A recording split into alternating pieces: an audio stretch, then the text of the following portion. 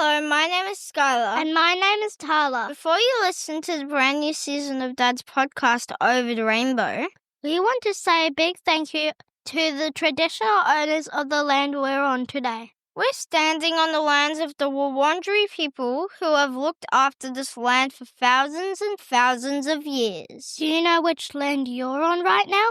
Do you? We want to pay our respects to elders past, present, and the ones who are growing up today, just like us. This land was and always will be Aboriginal land.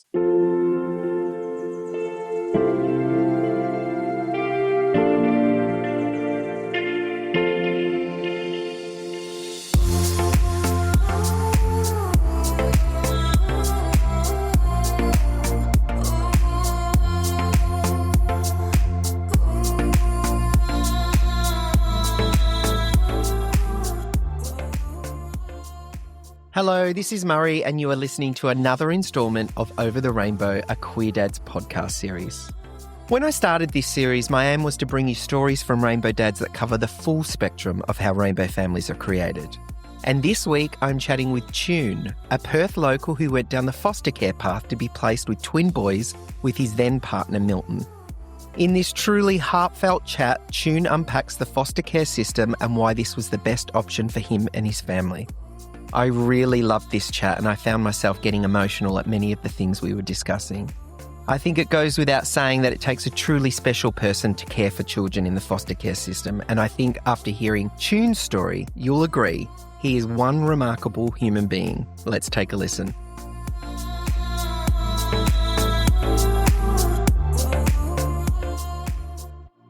Now, before we get stuck into this, I want to unravel how I know you. So way before I became a dad, I had a social life. I used to love music. I used to love dancing. And one of the things that I used to get ready to was your DJ mixes, because you are a DJ. Well, I'm a bedroom DJ. It's only because my clubbing days are well and truly behind me. But I still love dancing, and I still love my music. And I really do not like Spotify where you have to wait for one song to stop and another song to start. And so I started stringing music together, and I've been doing it for most of my life, really, but uploading music mixes that I've made primarily for myself and sharing them with friends for at least 10 years now. This morning I thought, I'll listen to the freshest one, the newest one that you've got. And I was jamming around the house thinking, oh God, if only I wasn't a dad. I was 10 years younger, and it was a Friday or Saturday night. I would be out getting ready to your mix. It was really, really good. And we will pop in the show notes a link to your DJ mixes, because they are worth listening to. But that is not the reason why I've got you on this week. The reason why I've got you on is because you are a rainbow parent. And one of the things that I'm really interested in with this series is uncovering all the different pathways to parenthood. So you and your partner at the time, Milton, went down the pathway of permanent care, and you've been placed with two boys, which you've had for a long time now. I'm really interested in this discussion to just unpack that. What is permanent care? What was happening in your life to make you decide that this is something that you wanted to do? Yeah, okay. Well, my partner and I had been together for many, many years. We used to live in Sydney. We moved to Perth about 10 years ago now, I'd say. We didn't think anything of it. We're just minding our own business, really. We were aware that some of our friends had become dads themselves. Our gay friends had become dads themselves, most of the time through surrogacy. It wasn't even really on the radar for me, but I would call this a happy accident, because one day I'm just minding my own business, scrolling through Facebook. An ad popped up with the caption, "Same-sex carers wanted in WA." And I did a double take thinking, this can't be right. They must be talking about Washington or something. Can't be Western Australia. True enough, it actually was WA, as in Western Australia. So, and here I thought, okay, look, it says a little button here that says, click here for more information. And I thought, look, I'll put in my email address. They'll send me a brochure, and that'll be the end of it. Basically, we're just curious. But no, they he rang me up the following Monday and said, "Can we come over and have a chat?" Oh, wow. So Okay. Straight into it. very, very quick. Yeah. I would have thought they would have Yeah, said, come along to an information night, but straight to your No, house. this was an agency, a foster care agency that says, "Oh, can we have a chat? We'll come over and speak to you face to face," which is quite unusual. They came and had a look at our house and went, "Ooh, this would be perfect." And we're like, "Okay," but yes, they did recommend that we also go to an information night and all that as well. Mhm. And I remember on the drive to this information night, Milton asked me, "Why do you want to do this?" And I said, we're very fortunate in our lives. We've got, to have the life that we have, the house, stable jobs. But what does it mean when one day when we're all gone? What does our life mean? I just thought I want our lives to mean something to someone. Well, surrogacy was an option, but it is a very, very expensive option. And we are also quite aware of the fact that there are hundreds, if not thousands, of children out there without a home. And, we didn't exactly fancy our own gene pool very much anyway. So we didn't rate our gene pool very highly. So we thought, oh, look, Let's look elsewhere. we couldn't do any worse, really. So let's just give this a go. And so we went to the information night. We came back and told the agency, yeah, we're still keen. They sent us off for training. So the Department of Communities provides training to prospective foster carers. That took a number of weeks. So just to be clear, you sign up for permanent care, or you sign up to say that you want to be in the fostering system? Because I want to get the language right, because being a foster You sign carer up to express an interest in fostering. You don't quite know what you're going to do just yet. Because there's all different types of fostering, isn't there? Absolutely. And in this course, they do explain to you what kind of options are actually available to you. So, for example, what we're doing is long-term fostering, but there's also respite care.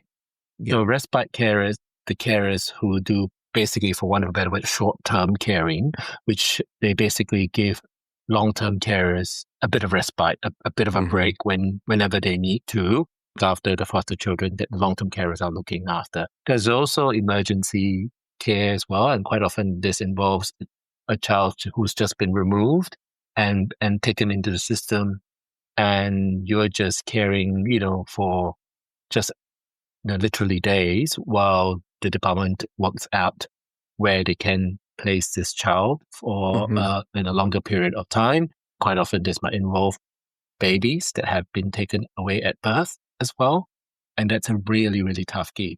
So, and after we went through the course, we were faced with a decision, which one of these three do we want to do? And we initially narrowed it down. We're not going to do emergency care. We would, it was either going to be short-term or long-term. But I said that, I'm a bit concerned that I might form attachments to the children. And therefore, I don't think short-term's going to be something for me. I would struggle with seeing the merry-go-round of children coming in and out of the house. So we opted for long-term care instead. So when that process was finished, we were also put in front of a panel who actually decides whether we're suitable for the gig, I guess. And we were.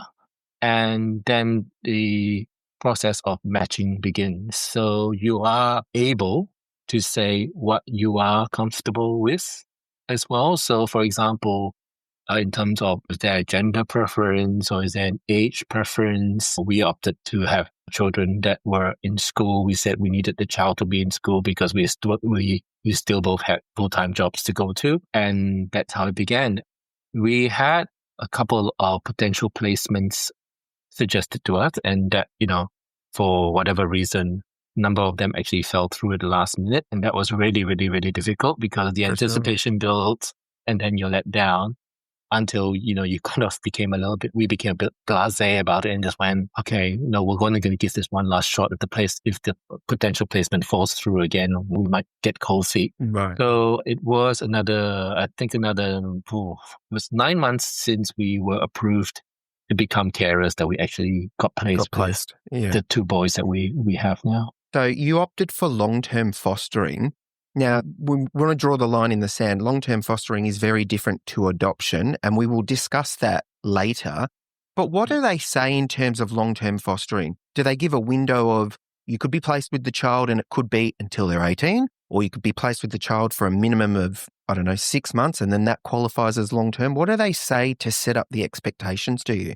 There isn't actually any timeline in the sense that any kind of fostering, the longer term goal, if it can be achieved, if it is possible at all, is reunification with the biological family.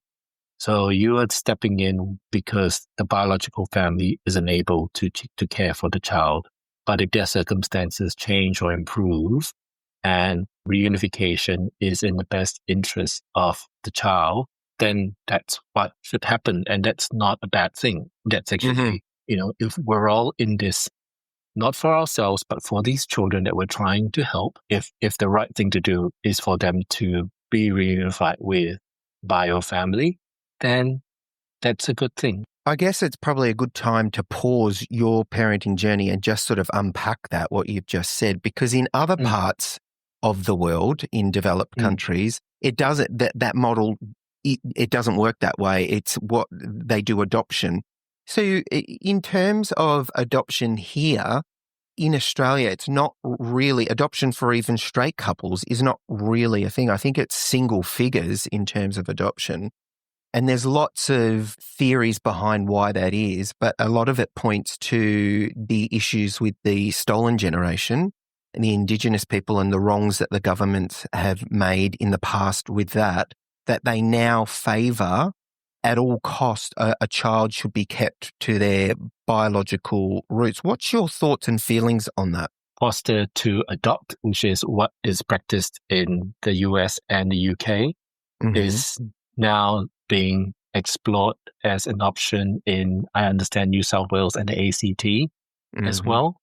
Ultimately, at the end of the day, all the decisions that everyone in this village makes on behalf of the child should be in the best interest of the child. So, whether that is returning to family or whether it is a long-term placement or in the state and territory of ACT and New South Wales, it's adoption by the foster carers, then as long as it's done because it's the right reason, the right thing to do for the child, then that's the way it should be. It does mean that for the states who haven't done foster to adopt, the closest thing that they have to it is like a guardianship order. It's, I guess, the closest thing to have to adoption that you can get to without the name change.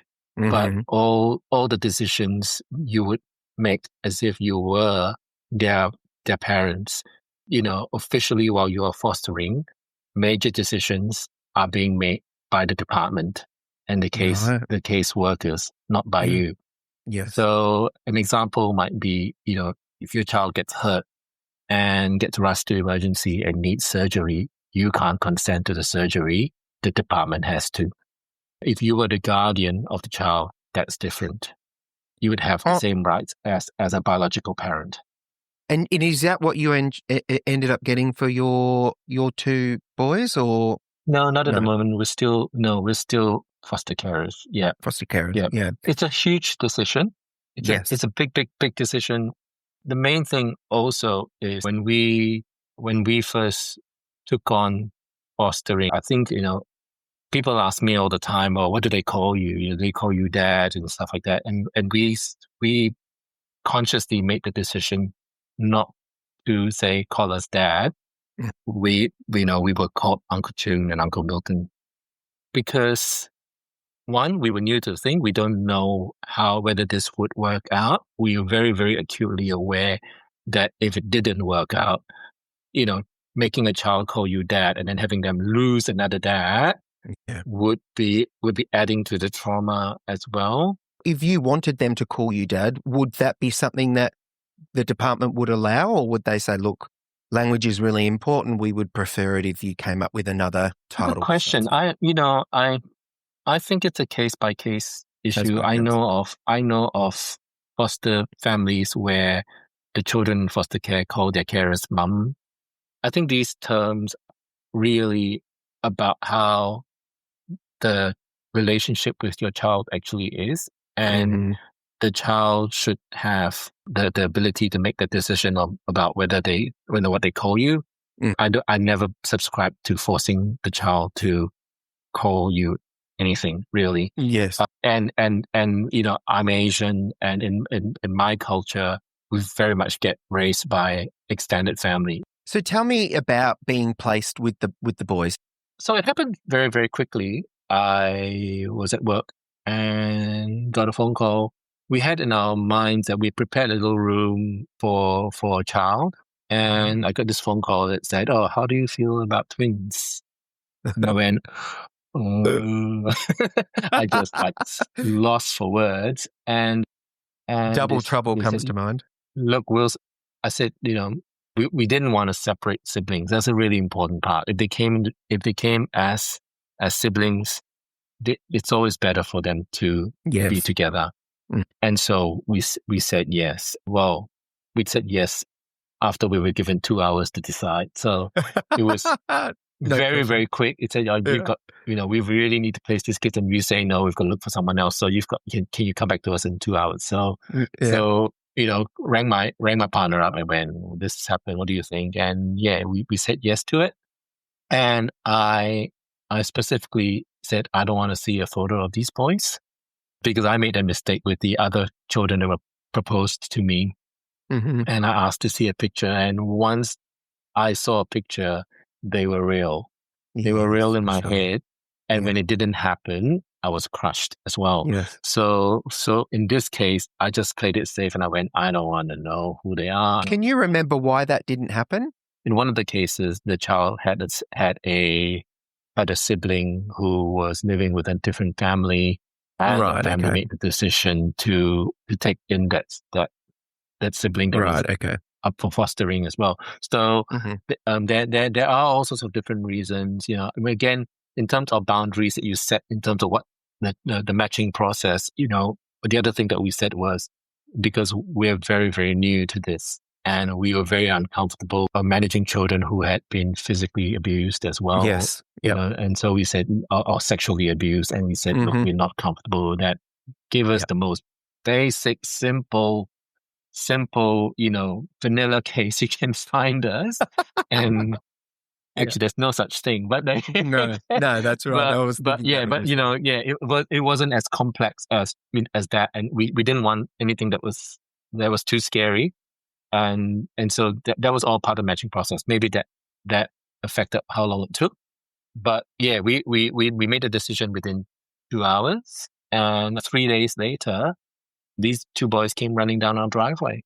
They were 6 years old. So it's a very different experience, I guess, to how you might conventionally start a family, even with surrogacy, because you do go through the process of getting used to the idea of having this child, over a period of 9 months, and then and then the child gets born, and you watch their personality develop gradually and everything. And this is completely different, where bang, you get these kids just turn up your doorstep, and then you got to figure it out. How much did you learn about attachment theory in the training that you did? Did they cover that in terms of attachment theory? Yeah, they definitely do cover that for you. The good thing about being with the agency that we were with as well is that they do offer continual training, continual development as well. So there's lots of support. As your journey progresses, you might encounter topics that you want to learn about that you had no idea even was a thing. For example, our children recently become diagnosed as neurodivergent as well. So, learning about neurodivergence is a whole other challenge altogether. And up to that point, everything I thought I'd learned as a parent, and I knew as a parent, all went out the window, and you pretty much have to start all over again as well. So, I guess the benefits of going with an agency as opposed to lots of people who foster directly to the department is that you do get another additional layer of support.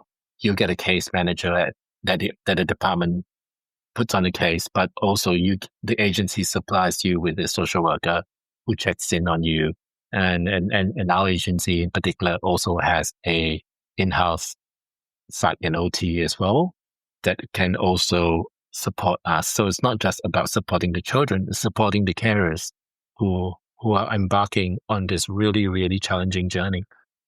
And is that support right through to them being 18? Yep. Right through Amazing. the 18. So what happens when a child comes into care, depending on the age, and this may vary from state to state, but it by and large is pretty similar. But under a certain age, like if they're less than a year old, a decision has to be made very, very quickly within 6 months to whether or not the child is on a till 18 order.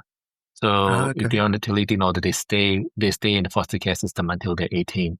If the child is over 1 year of age, then the decision takes 2 years, where that's basically, gives the biological family an opportunity to show that they are capable of having this child return back to the family.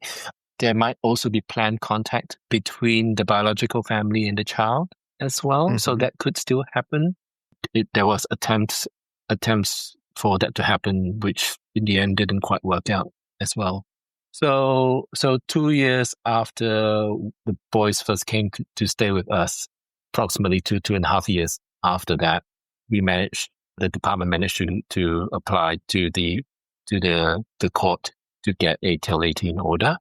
And so that, I guess, gives this family unit of ours some level of certainty, I guess. When you were explaining that in terms of contact with the biological parents, what initially I thought in my head is that how is that with a child that's trying, it sounds like they go in and out of that kind of trauma in terms of there was abuse or something that made them be removed from their home.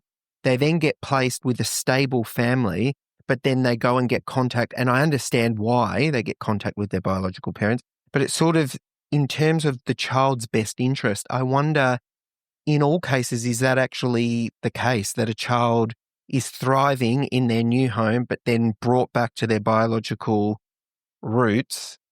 Do you see what I'm saying? It really is a case by case basis. It doesn't For sure. always happen. It does happen. Let's call a spade a spade. It does happen where it's not really in the child's best interest, but it is again a matter of opinion. And sometimes your case manager might disagree with you. The department might disagree with you. The important thing is to document all this as well, because if the child comes back completely dysregulated and all that, you've got to. As the foster carer, you're the advocate for the child. You're the person who knows the child best, because you live with this child 24/7. And the longer you've been with them, the more you know this child as well. Young children who are subjected to very, very big feelings don't always verbalize them very well. And so, you have to be very tuned to picking up on all these very subtle changes that might impact a contact visit. Contact visits aren't always a bad thing, particularly if the family is trying their very best. Yes. As well. It's true that sometimes it's not really a good thing. And I am aware of many, many carers who do make a bit of noise about the impact that some of these contact visits have had for children. But at the end of the day, even if a till 18 order is given, contact visits can still happen. Yes, and as a foster carer, you are expected to be supportive of that, unless you can show that it's not really in the child's best interest. Yeah, so it sounds like you said, you need to be the child's loudest voice, the loudest advocate. But equally, I'm just hearing you tell this story and how it all works. I can understand why people with the best intentions drop out of this pathway, because for them it just doesn't align with their values and their life and what they can withstand. Yeah, it's a very, very tough gig, and attrition rates in foster carers are probably at an all-time high as well, because it's a huge, huge, huge ask. Yes. And the most important thing is that you want to feel supported in your journey, because it's not just raising the children, it's managing the system that you're in as well, Yes. and that in itself can be a job in itself, And so, yeah, I am aware of people who have given up because it all got a bit too hard for them. When you have formed a really, really deep bond with the child, you're in it for the long haul, and you have to stand your ground sometimes on some things, because it is what's best for this child. The children didn't ask to be put in the circumstances that they're in, and what we try and do is to provide them with the structure, the scaffolding, to help them not just survive, but actually thrive and be the best that they can be. Every child has potential, and they didn't ask to be in these situations that they're in. But if we can sort of provide that scaffolding and advocate for the support that they need because of the trauma that they've been through and whatever conditions they come with as well, we can only do what we can. And the system needs to value its carers a lot more. Take me back. You've been placed with 2 6-year-old boys. Your life would have been turned completely upside down. Yeah. I tell the story all the time where, like once I got placed with the boys, the lady who recruited me at the agency, she said to us, "So which one of you is going to give up work?" And I looked at her naively and went, "What? Like, this is hard." and so naive. I just whatever. And literally, like within 3 days at work, I mean, I was still keeping getting my 7-8 hours of sleep a night, right? Yes. I was very fortunate to actually get children who went to bed when I asked them to go to bed. It's not always the case, but I found myself dozing off at work, literally at my desk, because emotionally I was exhausted. And also the process of discovering about these children, when the children were proposed to us, I had one single A4 page of information about them. That's all. We did not know anything about them apart from the fact that it was just they were placed in the system for quote unquote neglect. How long had they been in the system by the time they were placed with you? Oh, they were new to the system. They were new to the system. Oh, okay. Yeah, so they were new in the system, and they're lucky because they've been with me now for 8.5 years. A lot of other foster children aren't as lucky. They get moved from home to home to home to home, Why is that? Because the foster carers drop out, or why is that? Yeah, foster carers drop out. Sometimes foster families have their own biological children as well. And sometimes it doesn't work out between the children, and, last in, first out. Poor kid who comes in last gets booted out. Yes. So it does happen, and family dynamics is important. They have their reasons for doing it. But yeah, the hours are pretty lucky. But, I was exhausted because I was aware that how little the department and the agency and we knew about these kids. So I diarized everything they did and said for the first 3 weeks, and basically wrote down everything I heard and everything I observed and everything like that. I didn't know that was taking such an emotional toll on me. I was so exhausted. Yeah. Yes. But, comes with the territory. So, it's what you got to do, and you're figuring out very, very quickly what these little people are about, what their personalities are like. Well, they come in, they've got an energy, they've got like everything, and it disrupts. And often it's a very, very nervous energy as well, Mary. Yes. It's a very nervous energy. So, you have these kids who have been taken away from wherever they were and placed into a brand new environment. They've got to be freaking out on the inside, but they're trying their best to keep a brave face, Yes. So there's a lot of masking that happens as well, and actually being able to learn about how to identify that children are masking Yes. and what issues are actually, running underneath. Yes. It's really tiring. But And did yeah, that come with time, or were you supported with that? Were you supported with, all right, these boys are going to come in, it's going to be like an onion, we're going to peel it back and you're going to see more and more of their vulnerability? the latter. And one of the things that, during your training, they try to encourage you to do is maintain contact with biological families, which it's not the easiest thing sometimes. Sometimes biological family might not look at the foster carer in a very favorable way, For sure. because they are threatened by the foster carer. But we were very fortunate in that we were introduced to the children's paternal grandmother, Right. who was able to fill in a lot of blanks for us. We were told that she was interested to have contact, but we asked to have the first 2 or 3 weeks just by ourselves and to For be left sure. alone for 2 or 3 weeks to establish a rapport with the children, And to a bond, establish yeah. some kind of bond with the children. And then we agreed to see grandma. We did click immediately. Good. She came from a very, very good place, Mhm. and she filled in a lot of the gaps in the story for us and helped us understand these children better.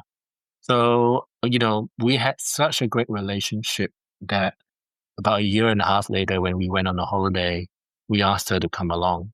And when you take a holiday with with foster children, you actually you have to get the permission of the department, because they control the children's passports, they control everything but the children for the big things, right? And I disclosed that we were going to take asked grandma along, and he went, "You did what?"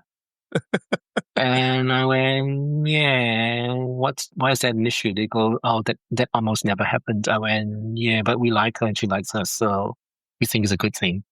It turned out to be one of the best decisions we made, because, the children got to spend time with their grandmother and deepen that bond, and they had a wonderful holiday together as well. What I'm hearing, and what from an outsider looking in, it sounds like you have been presented with a situation with limitations with the system and how far it can go and what it can do. And you've gone, right, how can I make this work for the children? It's always about the children. It's driven for the children. It's not about us. And it was definitely very apparent to us from day one when the kids came to live with us. And one of the first things we did was take them down to the local park to run off a bit of that nervous energy. Yeah. And we looked at each other and we went, "Oh my God, our lives are not our own anymore." And I think, any parent, yourself included as well, you come to that realization very suddenly and very quickly too. Yeah. But you realize that, oh my God, it's not about me anymore. Yeah. That's why I mix music in my bedroom now. I don't go out anymore. Oh, I just think you're so great. So tell me more about the early days with the boys. Because they're now, how old are they now? They are 14 and a half. 14 and a half. Yeah, right. Yeah. Well, when they came, as part of your training, you get told kids need structure, whatever you can do to try and give them consistency and structure as soon as they arrive, it's a good thing. When the boys came, we discovered that they could neither read or write, and so they had to be enrolled in a special school called a Language Development Center. The school that we looked at, it runs from years 1 to 3, and the whole objective is a lot more intensive teaching, much higher teacher to student ratio, a lot more EAs floating about and stuff like that as well, to try and get these children up to speed so that they can reintegrate back into a regular school. And so when the boys came, one of the first things I did was start to read to them or read with them every single night. And I did this for months and months and months and months until they picked up a love for the books and began reading themselves. To this very day, they're prolific readers. But the 6 months into going to this school, the Language Development Center, I get a call from the principal's office saying, "Oh, can you come in?" And I'm like, "Oh God, who's in trouble now?" And I go in and they said, "Whatever it is you're doing, keep doing it, because we reckon they're good enough to leave at the end of the year and go back to a regular school for year 2." So, it just shows what structure and consistency can do. And nurturing. And also learning about trauma in terms of, the traumatized brain is not set up to learn. It's not set up to learn. It's set up to survive. To just survive, because when you're wondering where your next meal is coming from or whether I'm going to be hit and stuff like that, you're not thinking about learning. No. So once you place them into a safe environment and provide that scaffolding, things change. Things start to change, and that scaffolding changes as they get older. Different kinds of scaffolds have to be erected to support their growth. And right now we're dealing with, transitioning into adulthood, the gradual transition to adulthood. It's a lot of fun. I was trying to hold back the tears because what you've displayed, Choon, is just you're totally invested in the well-being of these 2 boys, and it's just remarkable. So you overcame the transition into the family, and what's life like now with the boys? Teenage years, great fun. Yes. I call it a dark tunnel that you go into. Oh, look, I rue the day that they joined high school. Oh my God. And then I look back and go, where are my innocent young children that, they were so fun in primary school and they were into everything, and they go into high school and suddenly they want to be like the big kids in the school, and they come back with, bring home all the attitude and start swearing and start challenging you on everything. And it's difficult. And also we sort of observed traits in them from a very young age that might suggest that they were neurodivergent. We took them to a pediatrician who at the time, straight away, she, after speaking or observing the children for, I think about an extended consult, she went, "They've got ADHD." Right, okay. But I'm not a fan of medicating very young kids. That's what the pediatrician said. So she said, how do you feel about going to occupational therapy instead, which is play-based therapy? And we were like, no, it was OT fortnightly for the next 5 years. And what does that do? Well, it's occupational therapists use play with young children as a way to get them to express what they're going through, put them at ease, and things will start to come out. Things will start to come out once the children form some kind of rapport with their therapist as well. But it's because it's play-based, there's very little pressure on a child. It's not like, you can't imagine putting a 7-year-old on a couch and saying, "Hey, talk to me about your feelings." It just doesn't work that way, right? So it's, OT for 5 years. As they got older and they transitioned into high school, you start to see how, particularly once our boys went to high school, you start to see how their neurodivergence was starting to impact on their learning, and then you as the advocate start to revisit this issue with the department again, and have to convince them that this is actually happening, and they need support. It's then getting them back into a pediatrician again, which which here in WA, wait lists are at least a year long. I understand it's a common issue around the country as well, where we have huge wait lists for mental health support as well. And then, in convincing caseworkers that, these children do have an issue.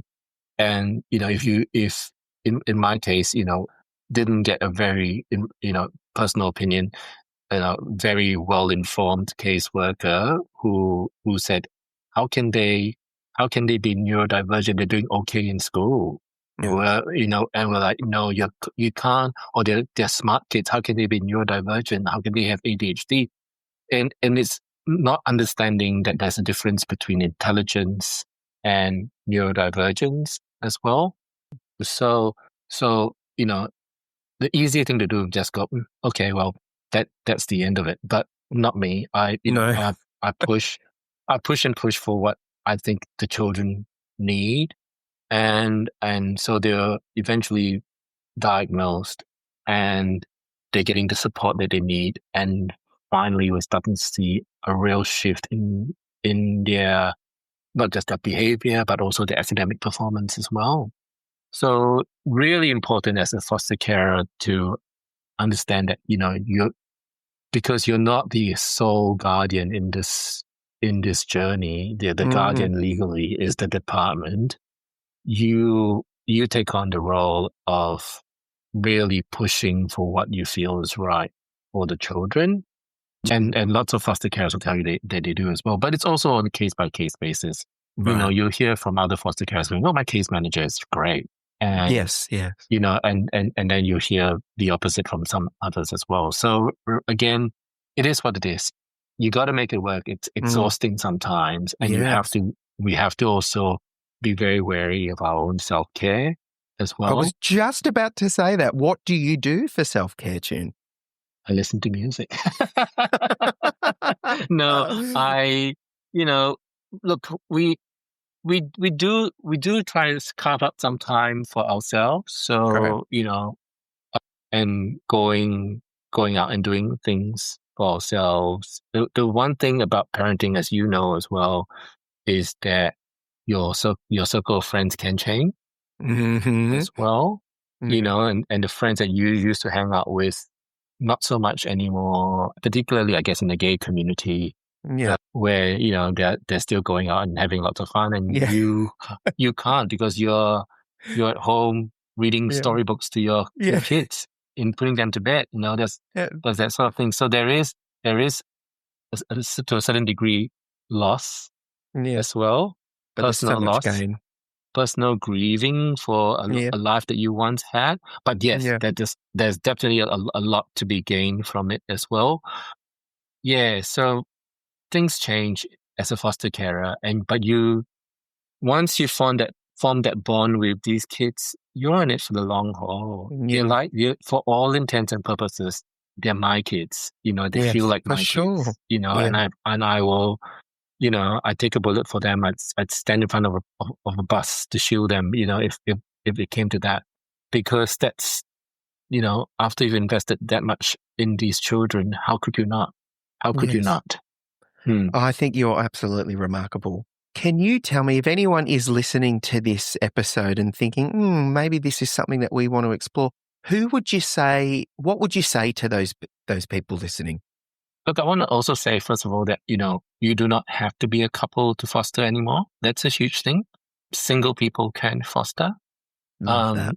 If you have a support network around you. So it's very much around the whole concept of it takes a village. Yes. So whether you like it or not, you have to have that support around you, because you're not going to be able to do this on your own. No. And part of that village also is your social workers, your agency people, your department caseworkers and stuff like that. It comes as a package, and sometimes you end up having to manage them as well. Yeah. But who doesn't? Even regular parents, sometimes, you've got to go in, have some interesting conversations at school with school people and stuff like that. This just happens. So I think for any new parent, that saying, it takes a village, it's really, it's so apparent once you become a parent. You're like, I cannot do this alone. Oh, important. So important. But you know what? I'm not special. I always wanted to have a family as a young person. As a young person, I always saw myself having a family. I just never thought it was possible for me I never thought it was possible for me. I wanted it, but I didn't think it was possible being gay. And here I am, and it sounds cliched, but, you let your love and your passion drive you. It's a horrible cliche, but that's what gets me up in the morning. At the end of the day, some days it's really, really hard, but you do it because you love these kids, and there are heaps, there are thousands and thousands of children in the foster care system around the country who are not placed with any family as we speak. Some of them are living in what they call group homes, where basically it's a house with 3 or 4 rooms and 3 or 4 kids live there together, and they're watched over by staff. Yeah. And that's no way to grow up. That's no way to grow up. And because they're not placed with a family, they don't have a permanent address. So without a permanent address, how do you enroll in school? So they're not in school either. And I'm a firm believer that education is the key to changing your destiny, For sure. And I say that to our kids all the time. If there's one thing I will not budge on, is school. You can't skip school or that sort of thing. You got to take it seriously, because that's how you're going to change the trajectory of your life. But anyone with the right intentions should look into this. Because we live in a very, very, very, very fortunate country. I'm very fortunate. I was born and I grew up in Singapore, where until recently it was illegal to be gay. Until very, very recently. And so, it was never a place that I saw myself in the long run. And I came here as a student in my teenage years, and I left my heart here, and I had to come back, and I came back to a country who accepted me, and now I have a family. How does that even happen? I actually asked the lady who recruited me why they were recruiting members of the LGBT community to become foster carers.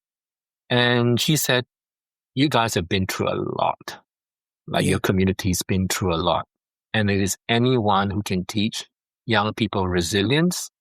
It's people from our community, from the LGBT community, which, wow, that was really great to hear. But we really can, because we've been through the fires, and we've had to learn how to stand up for ourselves. My kids have been bullied and ridiculed at school for not having a traditional family, for being kids in foster care. And you've got to be able to teach them to be stronger than that, to be able to stand up to that as well, and not let those turkeys get you down. Yeah, so, we've got a lot to offer. You certainly do. I want to say thank you so much for coming and chatting with me. The downside to us recording virtually is I can't reach over and give you the biggest hug that I want to give you. I just think you are so remarkable. Your story's remarkable. And if there's anyone out there listening thinking, maybe I want to go down this pathway, if Choon has not demonstrated to you how wonderful this is, you need to go back and listen to this all over again. Choon, thank you so much for joining me today. No worries, Murray. And I'll hold you to that hug when I get down to Melbourne. We'll have the biggest hug. I love that. Thank you so much. Over the rainbow, bluebirds fly, and the dreams that you dream of, dreams really do come true.